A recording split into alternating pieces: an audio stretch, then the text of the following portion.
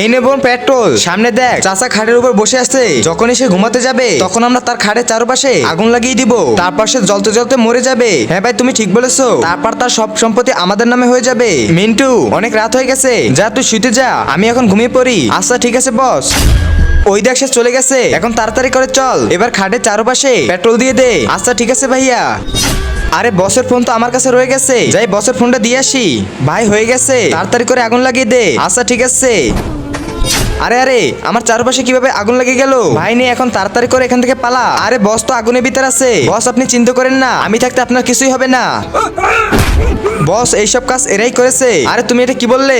তার আগে তুমি যদি 1 বস্তা টাকা চাও তাহলে লাইক করো, আর যদি মাকে চাও তাহলে লাইক সাবস্ক্রাইব দোনোটাই করো, আর কমেন্টে বলে যাও তুমি টাকা নাকি মাকে চাও। আরে তোমরা তোমার বৃদ্ধ চাচাকে মারতে চেয়েছো। ছোটবেলায় যখন তোমার মা বাবা মারা গিয়েছিল তখন তোমাদের এই চাচাই লালন পালন করেছে। তোমাদের লজ্জা করে না তোমাদের সেই চাচাকে এভাবে মারতে?